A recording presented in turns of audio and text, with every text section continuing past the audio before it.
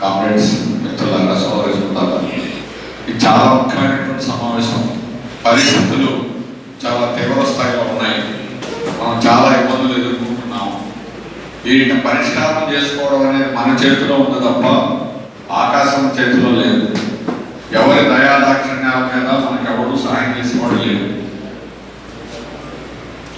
ప్రభుత్వం మనకు పూర్తి వ్యతిరేకంగా ఉంది. కార్పొరేట్లకి, పెట్టుబడిదారులకు అనుకోవడం నేను చూస్తున్నాను. ప్లాంట్ పుట్టిన దగ్గర నుంచి మొదట్లో యూనియన్ అంటే లెక్క లేకుండా వాళ్ళు ఇష్టం వచ్చినట్టు కన్స్ట్రక్షన్ అప్పుడు కాంపౌండ్ వాల్ కడుతుంటే కాంటినెంటల్ కార్పొరేషన్ అని 7గురిని ఆ రోజుల్లో పోలీసులకు ₹1,00,000 చరసి దీంతో ఈ యూనియన్ ఫినిష్ అయిపోద్దని చెప్పాడు. వాళ్ళని తెల్లవారి మరుసటి నేను ఇప్పుడు కోర్టుకి వెళ్ళి ప్రాక్టీస్ చేస్తున్నాను లాయర్గా. మరుసటి రోజు సాయంత్రం 5 గంటలకి వాళ్ళని బెయిల్ మీద తీసుకొచ్చి వెంటనే పెద్ద ఊరేగింపు చేసి మన కాంట్రాక్టర్ పుస్తకంలో కూడా రాసి వాడు ఫోటో కూడా ఉంది. వాళ్ళందరి తర్వాత పర్మనెంట్ ఎంప్లాయీస్ అయ్యారు. అది మన మొదటి విజయం. అప్పటి నుంచి వాళ్ళందరి తర్వాత పర్మనెంట్ ఎంప్లాయీస్ అయిపోయారు. అప్పటి నుంచి ప్లాంట్లో సుబ్బారావురెడ్డిని అసలు ఎదిరించడం ఏమిటి అని ఆశ్చర్యపోయినటువంటి రోజులు ఉన్నాయి. ఎదిరించడం జైల్లో ఉన్నాం, 6 వారాలు జైల్లో ఉన్నాం. అయినా మేము విడుదలైన తర్వాత 80 మంది వచ్చిన రోజు రాత్రి 12 దాకా ఊర్లన్నీ మీటింగ్లు జరిగాయి. అది 2వ ఫేజ్ కాబట్టి ఇక్కడికి వడ్లపూడి ఈ గ్రామాలన్నింటిలో రాత్రి ఊరంతా ఒక దండేసి ఊరేగింపులు చేసి తర్వాత మన యూనియన్ ఆఫీస్ సభ్యత్వం చైర్మన్ ఎక్కడో తెలుసా, బాలచంద్ర మన యూనియన్ బాలచంద్ర రోడ్లో ఉండేది. లైన్లో రోడ్డు మీదకి లైన్ ఉండేది.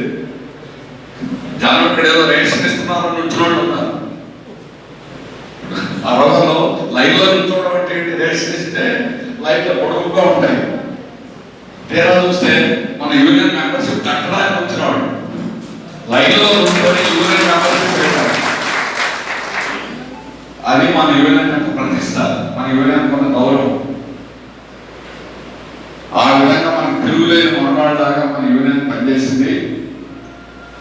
దేశంలో ఎవరు మనకంటే పెద్ద ఇండస్ట్రీ విలాయి మొత్తంలో 50,000-55,000 మంది పర్మనెంట్ ఎంప్లాయీస్ ఉండేవారు. మనకంటే వాళ్ళకి చాలా అనుభవం. దుర్గాపూర్ జ్యోతి భాస్కర్ సిఐటియు అఖిల భారత ఉపాధ్యక్షులుగా ఉండి పశ్చిమ బెంగాల్ ముఖ్యమంత్రిగా 23 ఏళ్ళు చేశారు. ఆయన ముఖ్యమంత్రి అయిన 77లో మొదటి ముఖ్యమంత్రి అయిన వెంటనే దుర్గాపూర్ స్టీల్ ప్లాంట్ లో కాంట్రాక్ట్ వర్కర్ను పర్మనెంట్ చేయాలి, పర్మనెంట్ శాశ్వతమైన స్వభావం చేసే పనులన్నింటినీ రాష్ట్ర గవర్నమెంట్ సర్వే చేసి ఇది రికమెండ్ చేస్తే సచ్చినట్టు కేంద్ర ప్రభుత్వం స్టీల్ ప్లాంట్ యాజమాన్యం 3,500,000 మందిని దేశంలో ఒకేసారి కాంట్రాక్ట్ వర్కర్ను పర్మనెంట్ చేసేటువంటి అంత పేరున్నటువంటి బెంగాల్ దుర్గాపూర్ యూనియన్. కానీ వాటన్నింటినీ మించే విధంగా మనం ఎప్పుడు మన పరిశ్రమే అన్నింటికంటే కూడా లాస్ట్ పబ్లిక్ సెక్టర్లో విశాఖపట్నం స్టీల్ ప్లాంట్ అన్నింటికంటే ఎరగొచ్చింది. మనం కూడా కాంట్రాక్ట్ వర్కర్స్ కూడా ఎరగొచ్చిన వాళ్ళే. కానీ అలాంటిది 2004 ఎన్నికల ముందు పాస్వాన్ స్టీల్ మినిస్టర్గా ఉండి వెళుతూ ఉద్యోగం ఇచ్చాడు. ఇప్పుడు చాలా మంది చాలా ఉద్యోగాలు వస్తుంటారు వెళ్ళే ముందు అయ్యే కాదు. ఏమని ఇచ్చాడు, కాంట్రాక్ట్ వర్కర్స్ కి దేశంలో స్టీల్ ప్లాంట్ అన్నింటిలో కూడా ఇప్పుడు ఎంత జీతం ఉందో ఆ జీతం మీద ₹1,000 పెంచాలి. మేము మన వాళ్ళని అడిగే ముందు స్టీల్ ఆర్ఎంఏ ఫెడరేషన్ వాళ్ళతో మాట్లాడారు. మరి జియో ఇచ్చారు కదా ఎన్నికల ముందు. ఇప్పుడు మనం ఏం చేయలేము, దేశం అంతా చేస్తే వచ్చిందని ప్రపోజల్ ఎక్కడి నుంచి వైజాగ్ నుంచి మనం ఆర్ఎంఏ లీడర్స్తో మాట్లాడారు. దుర్గాపూర్ వేలాయి మోకారం మేము చేయలేమన్నారు. మన వాళ్ళని కూర్చోబెట్టాం, ఏం చేద్దామని, ఏం పనులు చేద్దామన్నారు. అవునా, గుర్తుందా? వర్గాలు చేద్దాం అన్నప్పుడు మనం ఎందుకు కదనాలి, మనం చెయ్యాలి. అలాగని అప్పటిదాకా అసలు ఈ 1000 రూపాయలు ఏదో మామూలు వచ్చి జీవో కానీ ఎందుకు పనికిరాదు అనుకున్నాం. అలాంటి జీవో కోసం 6 రోజులు నిర్వహించడం జరిగింది. 1000 రూపాయల దేశంలోనే ఫస్ట్ మనకి ఇంప్లిమెంట్ అయిపోయింది. ఆ నెల నుంచి మిగిలిన వాళ్ళకి ఎన్నికలు అయిపోయి తర్వాత 1.5 సంవత్సరం తర్వాత కానీ వాళ్ళకి 1000 రూపాయల జీవో రాలా. అప్పటి నుంచి అయింది వాళ్ళకి 300 రూపాయల గురించి ప్రత్యేకంగా మనం మినిమం వేజెస్ డిఏ అయ్యే ఇచ్చేవాళ్ళు. అలా కాదు, అదనంగా ఇవ్వాలని పోట్లాడారు. 13 రోజులు వైఆర్రెడ్డి డైరెక్టర్ ఏ కోదాలో 3 గంటల దాకా చర్చలు వేశారు. సీఎండీతో మాట్లాడారు. రాత్రి 11 గంటలకు మాట్లాడితే విద్యాసాగరరావు ఉన్నాడు, నేను జార్ఖండ్లో ఉన్నాను, నేను చెప్తాను మా డీపీ గారు, మేము తర్వాత చెప్పామన్నాడు. ఈ నాటకం ఆడుతున్నాడు. వైఆర్రెడ్డిని ఎంతబడి తరివేశారు. అక్కడి భాగం రోడ్డు మీద ఎంతకుంటారు. సుబ్రహ్మణ్యం వీళ్ళంతా ఉన్నారు, మన లీడర్స్ ఉన్నారు. 300 రూపాయల అగ్రిమెంట్ అయిపోయింది. ఉదయం 5 గంటలకు మళ్ళీ జనరల్ బాడీ వేసాం. జనరల్ బాడీ ఎట్లా మీకు తెలుసు, నేను అందరం ప్రత్యక్షంగా మనం చేసిన ఏ పోరాటం కూడా ఫెయిల్ అవ్వకుండా ప్రతి పోరాటంలో కూడా కాంట్రాక్ట్ కార్మికులకు ఈరోజు ఈఎస్ఐ సిగిల్ దాటిపోయి 21,000 రూపాయల సర్వీస్కి వచ్చిందంటే సిఐటి యూనియన్ యొక్క చరిత్ర లాంటి సమాజమైనటువంటి పోరాటాలు నడిపాము. అవన్నీ చెప్పాలంటే ఇప్పుడు టైం లేదు, ఎందుకంటే మీకు ఆలస్యం అవ్వకూడదు. మీరు చివరి దాకా ఉంటారా అంటే మేము చరిత్ర అంతా చెప్పము, కానీ మీరేం చేయాలని ఇప్పుడు నిర్ణయించడానికి ఉంటారా? మీరు గ్రూపులుగా కూర్చొని మాట్లాడాలి. ఒక ప్రపోజల్ పెడతారు, మన ఆందోళన ఏం చేయాలి. ఇది ఎందుకు చెప్తున్నానంటే పాత విషయాలు ఒకసారి మీకు గుర్తు చేయాలనే ఉద్దేశంతో క్లుప్తంగా చెప్తున్నాను. అందుకని లాస్ట్ మనం చేసిన అత్యంత సమస్యమైన పోరాటం టీఎంసీ. లేకపోతే ఆ టీఎంసీ కానీ అమలై ఉంటే ఇక్కడ ఉన్నవాడు సగం మంది ఉండరు. లోపల స్టీల్ ప్లాంట్ కాంట్రాక్ట్ వర్కర్లు సగం మంది వెళ్ళిపోయి ఉండేవాడు. టీఎంసీ మిగిలిన వాళ్ళు కేవలం పేరు మేము కూడా చేస్తున్నామని అంటే కాదని డైరెక్ట్ గా సీఎండి సమక్షంలో నేను కూడా మీటింగ్ హాజరై అప్పుడు డైరెక్టర్ పర్సనల్ అతను మాట్లాడగల డైరెక్టర్ పర్సనల్ మాట సీఎండి ఉంటే నువ్వెవరు మాట్లాడడానికి, నువ్వు అంగీకరిస్తావా లేదా, టీఎంసీ మిత్రులు అవుతారా లేదా, మీరు అంగీకరించకపోతే రేపు మరుసటి రోజు నుంచి మేము ఇండెఫినెట్ స్ట్రైక్ చేస్తామని ఆర్ఎస్ఎస్ మీరు వాడు ఎక్కడైతే టీఎంసీ పెట్టారో అక్కడ స్ట్రైక్ లో వెళ్ళాను. ఆ దెబ్బతో 2 రోజులకు మేనేజ్మెంట్ దిగొచ్చింది. టీఎంసీ విత్డ్రా చేసుకోవడం అనేటువంటి జరిగింది. మన బిఎఫ్ ఆ విధంగా మనం టీఎంసీ వ్యతిరేకమైనటువంటి పోరాటాన్ని ఆ రోజు జయప్రదం చేశాం. ఇది కానీ ఇప్పుడు మళ్ళా ఇప్పుడు ఒక టీఎంసీ అన్నీ అవుతుంది. కానీ తర్వాత ఇప్పుడు మారిన పరిస్థితి ఏమిటంటే ఈరోజు ప్లాంట్లో పర్మనెంట్ ఎంప్లాయీస్ కే జీతాలు మనం ఊహించాము, కళ్ళ కూడా ఊహించాలి. 20వ తేదీ మీకు 2 నెలలు 3 నెలలు కూడా జీతాలు ఇవ్వడం లేదు. వేజ్ రివిజన్ దేశంలో అన్ని స్టీల్ ప్లాంట్ ఏదో మనకు అవ్వలేదు, జీతభత్యాలు పెరగలేదు.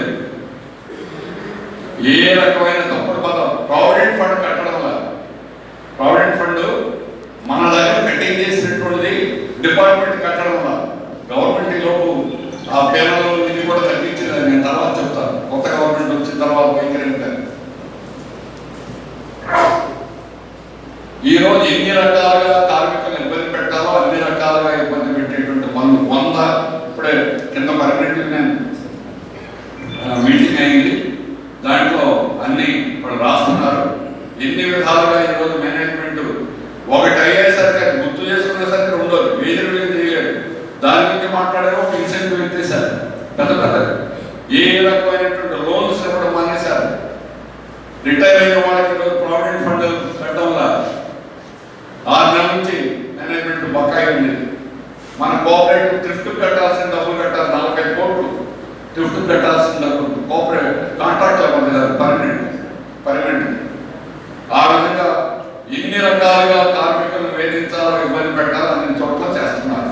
ఒక మాట చెప్పాలి, ఇది ఎందుకంటే మన దగ్గర ఒక చోట కాదు, ప్రైవేటీకరణ చేయాలని అనుకున్న దగ్గర, స్ట్రాటజిక్ సేల్ చేయాలనుకున్న దగ్గర ఎంప్లాయీస్ యొక్క మైండ్ అసలు ఉండలేము, దీంట్లో పని చేయలేము అనేటువంటి వాతావరణం పొగబెట్టి పొమ్మంటారే సాగుతుందా అది ఈరోజు కావాలని. ఇది అసలు ఎక్కడ క్యాంటీన్లు నడపడానికి 1,20,00,000 ఇస్తే సరిపోదు. 1,20,00,000 స్టీల్ ప్లాంట్ డబ్బులు రోజు 50 కోట్లు ప్రొడక్షన్ చేస్తున్నాం. అది అసలు డబ్బులు కాదు సమస్య. కావాలని క్యాంటీన్లు నడపకుండా ఉంటే కార్మికులు రోడ్డు మీద పడతారు. రెండోది క్యాంటీన్లు భోజనాలు కూడా ఈరోజు పర్మనెంట్ ఎంప్లాయీస్ లోపల పరిస్థితి లేదు అంటే ఆ వాతావరణం ఎలా ఉంటుందో ఆలోచించండి. అది వాళ్ళు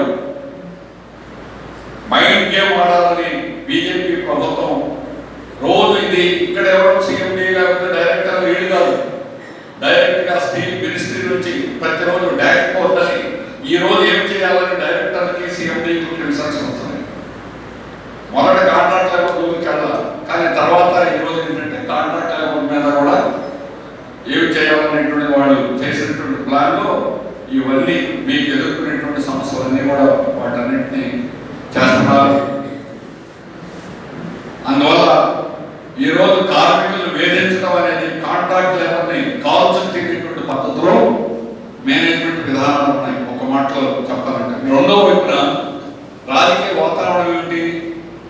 కేంద్రంలో 2 సార్లు అధికారంలోకి వచ్చినటువంటి బీజేపీ ఈసారి 3వసారి 400 పార్ అంటే ఏంటి? మాకు 400 పైన మోడీకి ఏది మాట్లాడకపోయినా ప్రతి మీటింగ్ లో మాకు అక్కడ వస్తాయి ఇక్కడ వస్తాయి, మాకు 400 పైన సీట్లు వస్తాయి అన్నాడు. పోయినసారి ఎన్ని సీట్లు అవి? 303. మాకు సొంతగా 370 సీట్లు వస్తాయి అన్నాడు. ఎన్ని వచ్చాయి? 240 వచ్చాయి.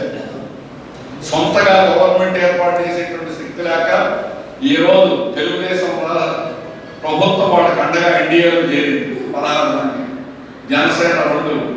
ఆ విధంగా అలాగే బీహార్లో నితీష్ కుమార్ అని జేడీయూ వీళ్ళు చేరడం వల్ల ఈ 2 పార్టీలు చేరడం వల్ల గవర్నమెంట్ ఏర్పడింది. లేకపోతే గవర్నమెంట్ ఏర్పడింది. అయినా మొత్తానికి 3వసారి బీజేపీ గవర్నమెంట్ వచ్చింది. వచ్చిన తర్వాత చేసిన మొట్టమొదటి పని ఏంటో తెలుసా? ఏం చేశారు? కార్మికులకు సంబంధించి ప్రావిడెంట్ ఫండ్ ఏం చేశారు? జరిమానా ఇది వరకు 2 నెలలలోపు గారు కట్టకపోతే 5%, 4 నెలలలోపు గారు కట్టకపోతే 10%, 6 నెలలలోపు గారు కట్టకపోతే 15%, 6 నెలలు పైన అయితే 25% ఫైన్. అంటే మన ₹1,00,00,000 కట్టాలనుకోండి కాంట్రాక్ట్ తరఫున, వర్కర్స్ తరఫున, దానికి 25 లక్షల ఫైన్ పడేది. అలా ఎన్నిసార్లు చేస్తారు? అంతేకాదు డబ్బులు ఫైన్ కట్టకపోతే జైల్లో పెట్టచ్చు. ప్రాసిక్యూట్ జైల్లో ఉండేవాళ్ళు ఇవ్వరు. బీజేపీ గవర్నమెంట్ వచ్చిన తర్వాత ఈ 10 ఏళ్ల రసీల అంతకుముందు ఉదాహరణ నేను చెప్పాను. మన గంగవరం కేసు అప్పుడు 3 ఆటోనగర్ కంపెనీ వాడు జైల్లో మమ్మల్ని చూసి తప్పుకునేవాడు. పిఎఫ్ కట్టకపోతే వాడు పిఎఫ్ వాడు కేసు పెడితే జైల్లో ఉన్నారు. ఇప్పుడు ఒక్కడిని బీజేపీ అధికారంలోకి వచ్చిన తర్వాత అసలు చేయకపోగా జరిమానా ఇది వరకు ఉన్నదాన్ని 25% ఉన్నదాన్ని 5% తగ్గించారు. 5% మినిమం ఉన్నదాన్ని 1% చేశారు. ఎవరు కట్టడే కాదు, యజమానులు డబ్బులు కట్టరు, వాళ్ళు ఏం చేయట్లేదు కదా, జరిమానా కూడా తగ్గించారు ఈ గవర్నమెంట్ వచ్చిన తర్వాత. అంతేకాకుండా రేపు 10వ తేదీన జూలై ఈ మనకు తెలిసిన సమాచారం ఏమంటే లేబర్ కోడ్ ఇప్పుడే జగన్ గారు చెప్పారు. లేబర్ కోడ్ అమలైతే అందరికంటే నష్టపోయేది కాంట్రాక్ట్ లేబర్. దేశంలో కాంట్రాక్ట్ లేబర్ ఈ రోజు ఉన్న చట్టాలు ఏమి లేవు మనకి, కానీ మనం పోట్లాడుతున్నాం, సమ్మెలు చేస్తున్నాం, ఆందోళన చేస్తున్నాం. అందువల్ల మన హక్కులు నిలబెట్టుకుంటాం. ఈ రోజు లేబర్ కోడ్ అమల్లోకి వస్తే కన్సిలియేషన్ అడ్మిట్ అయితే నిన్ను నీ సమ్మె అనేటువంటిది చట్ట వ్యతిరేకమైన సమ్మె. చట్ట వ్యతిరేకమైన సమ్మె అంటే ఏమవుతుంది? చట్ట వ్యతిరేకమైన సమ్మె జరిగితే యూనియన్ రిజిస్ట్రేషన్ క్యాన్సిల్ చేయొచ్చు, రికగ్నిషన్ క్యాన్సిల్ చేయొచ్చు, మమ్మల్ని నాయకులుగా ఉన్న వాళ్ళని జైల్లో పెట్టచ్చు, అలాగే మా మీద ఫైన్ విధించవచ్చు. అంటే ఇంకా సమ్మె చేయగలవా? అందుకని లేబర్ కోడ్ పార్లమెంట్ లో మెజారిటీ ఉంది కాబట్టి పాస్ చేసుకున్నాడు. 2020-21 3 అయిపోయి కానీ ఎగ్జిక్యూషన్ ఆర్డర్ అని దీన్ని అమలు చేయాలి అని ఆర్డర్ ఎంతవరకు ఇవ్వాలి? ఎంతవరకు అమలులోకి రాలా? ఎందుకంటే అమల్లోకి వస్తే దేశంలో తిరుగుబాట్లు జరుగుతాయి, ఏమవుతుందో తెలియదు. లేదా అది చేసేదానికి వాడు ప్రయత్నం చేయొచ్చు. అవి ఏ స్థాయికి ఎలా వెళ్తాయో తెలియదు. అందుకని భయపడి ఇప్పుడు జరిగేది మనకు తెలిసిన సమాచారం ఈసారి గవర్నమెంట్లోకి వచ్చిన తర్వాత 3 రోజులు చెబుతున్నాడు కదా, ఇప్పుడు దాకా ట్రైలర్ అసలు సినిమా చూపిస్తానని. మిగిలిన వాళ్ళ మీద సినిమా చూపించలేడు, ఇప్పుడు కార్మికుల మీద సినిమా చూపించాలనుకుంటున్నాను. అందుకని ఆల్రెడీ ఈ ఫైల్ చెల్లించారు, అది మనకు తెలిసింది. అందుకని రేపు జూలై 10వ తేదీన దేశవ్యాప్తంగా CITU డిమాండ్స్ డే. అందులో మొదటి డిమాండ్ లేబర్ కోడ్లు అమలు చేయకూడదు, రద్దు చేయాలి అనేటువంటిది. రెండోది contract labour. Contract labour contractor మారిన క్యాంటీన్ కాంట్రాక్టర్ తీసేసుకుంటే ఉంచుకో, కానీ నడపాల్సినటువంటిది అందులో పనిచేసే వర్కర్ని ఒక్కడిని తీయడానికి లేదు. కాంట్రాక్టర్ మారిన కార్మికులు కొనసాగాలి. అది మనం 10 ఏళ్ల క్రితం ఇక్కడ సాధించాలి. కాబట్టి ఈ రోజు పని జరుగుతూ ఉంది. ఈ రోజు కాంట్రాక్ట్ కార్మికులు పని భద్రత అనేది ఉంది, గర్వంగా లోపల పని చేయగలుగుతున్నాం. ఇప్పుడు అది లేకుండా చేయాలని ప్రయత్నం చేస్తాం. అందుకని జూలై 10వ తేదీన దేశవ్యాప్తంగా డిమాండ్స్ పిలిపించాం. స్కీమ్ వర్కర్లను కూడా కార్మికులుగా గుర్తించాలని, అలాగే కనీస వేతనం 22,000 రూపాయలు ఉండాలని, ఇతర డిమాండ్లు కూడా 2 డిమాండ్లు ఉన్నాయి. ప్రైవేటీకరణ చేయకూడదని ఈ డిమాండ్తో కూడా కలిపి లేబర్ కోడ్స్ కలిపి ఇవ్వడం అనేటువంటి జరుగుతుంది.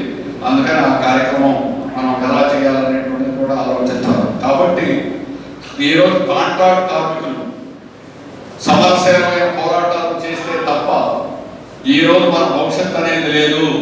ఇదివరకు మనం పిలిపిస్తే అయిపోయేది, ఈజీగా చేయగలిగాం. ఇప్పుడు ఈరోజు స్టీల్ ప్లాంట్ మేనేజ్మెంట్ ఇందాక శ్రీనివాస్ చెప్తానండి, వచ్చారా ఇందాక చెప్తున్నాడు శ్రీనివాస్, ఏమని మేనేజ్మెంట్ ఏంటి ఇలా మాట్లాడుతున్నారు, మీరు ఏదైనా చేసుకోండి, మీరు ఏం చేసుకుంటారో చేసుకోండి, కానీ మేమేం చేయలేము, మేము బిల్లులు కట్టాం, డబ్బులు ఇవ్వం, కాంట్రాక్టులు నడపం, క్యాంటీన్ నడపం అని చెప్తున్నాను. మీకు చెప్తారు కదా, పర్మనెంట్ వాడు వెళ్తే వాడు అంతకులే చెప్తున్నారు.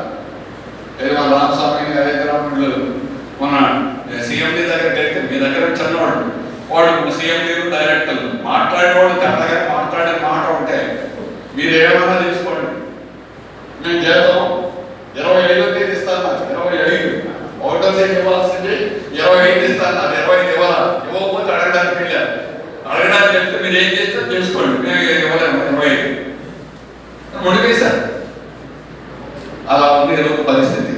అయితే పర్మనెంట్ ఎంప్లాయీస్లో రకరకాల యూనియన్లు ఉన్నాయి. వాళ్ళు ఈరోజు బెదరగూడలో ఉన్నారు. మన పోరాట కమిటీ ఉండబట్టి అందులో మొదటి 2 ఏళ్ళు మనం రికగ్నిషన్ ఉన్నాం. మన నాయకత్వంలో జరిగిన పోరాటాలు మీ అందరూ కూడా చూశారు. ప్రతి ఒక్క కార్యక్రమం 10,000, 15,000 మందితో భారీ కార్యక్రమాలు ఇక్కడ మొత్తం అఖిల భారత టీడీపీ నాయకులతో మన ఈ గ్రౌండ్లో పెట్టాం. అలాగే అఖిల పార్టీలతోటి రోడ్డు మీద పెట్టాం. అలాగే దేశవ్యాప్తంగా కిసాన్ సంయుక్త మోర్చా ఢిల్లీ నుంచి రైతు నాయకులతో మనం బీచ్లో పెట్టాం. ఏ కార్యక్రమం మనం పిలిపించినా కూడా బ్రహ్మాండంగా రిప్రజెంట్ చేసి కార్మికులందరినీ, ఆఫీసర్లు, కాంట్రాక్టర్ అందరినీ ఊపు కల్పించాం. కాబట్టి మనం మన పోరాటాలు ఉధృతం చేయడానికి, మన తరఫున అడగడానికి పార్లమెంట్లో మనకు బలం ఉంది ఈరోజు. అందుకని మనం ఇక్కడ పోరాటాలు చేస్తే మన తరఫున అడిగేవాడు ఉన్నారు. వామపక్షాలు గతంలో 5 స్థానాలు ఉన్నాయి, ఈరోజు 8 స్థానాలు ఉన్నాయి. మన తరఫున గతంలో హిందీ మాట్లాడే స్పీకర్ లేదు. ఇప్పుడు బ్రహ్మాండమైన రైతు నాయకుడు రాజస్థాన్ నుంచి మనకి తెలుసా, అమరారాం అని బ్రహ్మాండమైనటువంటి స్పీకరు. పార్లమెంట్లో ప్రజల తరఫున, రైతుల తరఫున అలరగొట్టగలిగినటువంటి శక్తి ఉన్నటువంటి నాయకుడు మన తరఫున ఎన్నిక ఇవ్వడం అనేటువంటి జరిగింది. ఆ విధంగా ఈరోజు పార్లమెంట్లో కొన్ని ఇబ్బందులు ఉన్నప్పటికీ కూడా, అధికారంలో వాళ్ళు ఉన్నప్పటికీ కూడా మనం పోట్లాడేదానికి గతంలో లాగా కాకుండా ఈరోజు మంచి అవకాశాలు ఉన్నాయి. అందుకని మనం పోరాటాలు ఉధృతం చేస్తే ఆ ఒత్తిడి రాష్ట్ర ప్రభుత్వం మీద ఉంటుంది, రాష్ట్ర ప్రభుత్వం కేంద్ర ప్రభుత్వం మీద కూడా ఒత్తిడి చేసేదానికి అవకాశం. చంద్రబాబు నాయుడు గారు మనం పోరాటం జరిగేటప్పుడు మనకి ఒక లేఖ ఇచ్చారు. అప్పుడు మన నాయకత్వంలోనే ఉన్నాం. ఆ నాయకత్వంలో చంద్రబాబు నాయుడు గారు స్వయంగా సంతకం పెట్టించినటువంటి కాగితం ఎవరికి రాశాడది? మన పోరాట కమిటీకే, విశాఖ ఉక్కు పరిరక్షణ కమిటీ, పోరాట కమిటీ రాశాడు. ఏమని రాశాడు? నేను ఈ పోరాటాన్ని సంపూర్ణంగా బలపరుస్తున్నాను. On behalf of Telugu Desam party and on my personal behalf I pledge my complete support to the struggle to save Visakhapatnam Steel Plant under the leadership of Visakhapatnam Parirachana Porata Committee. పోరాట committee జరుగుతున్నటువంటి పోరాటం steel plant రక్షించుకోవడానికి చేసే పోరాటాన్ని నేను సంపూర్ణంగా బలపరుస్తున్నాను. ఇది ఆ రోజు చంద్రబాబు నాయుడు గారు. అంతేకాకుండా ఆయన సలహా చెప్పాడు ఏమనంటే, it is imperative that the chief minister of Andhra Pradesh has to join support lead this struggle from the four front. రాష్ట్రానికి ఎవరు ముఖ్యమంత్రిగా ఉన్నారో ఆ ముఖ్యమంత్రి ఈ పోరాటాన్ని ముందుండి నడపాలి. ఇప్పుడు ఎవరు నడపాలి? ఆయన రాసిందే, ఆయన సంతకం. పేపర్లో కూడా వస్తాయి, ఉదయం ప్రశ్న కూడా పెట్టాం. అందుకని అదే తప్పు కాదు, మనం కూడా లేకపోలేదు. జగన్మోహన్ రెడ్డి నువ్వు నాయకత్వం వహించు, అన్ని రాజకీయ పార్టీలు మేము కార్మిక వర్గాన్ని మొత్తాన్ని అన్ని ట్రైనింగ్ కలిసి వస్తాం, మనం పోట్లాడదాం, స్టీల్ ప్లాంట్ రక్షించుకుందాం. అందుకని దానికి కష్టమైనటువంటి పని కాదని చెప్పాం. అందుకని ఈరోజు దాన్ని రక్షించుకోవడానికి ఖచ్చితంగా దీన్ని స్ట్రగుల్ అనేటువంటి మనం ఉద్యమం చేయాలి. మనం ఎంత చేయగలిగితే అందులో కాంట్రాక్ట్ లెవెల్లో ఈరోజు మీరు శక్తివంతం లేకుండా పనిచేయండి.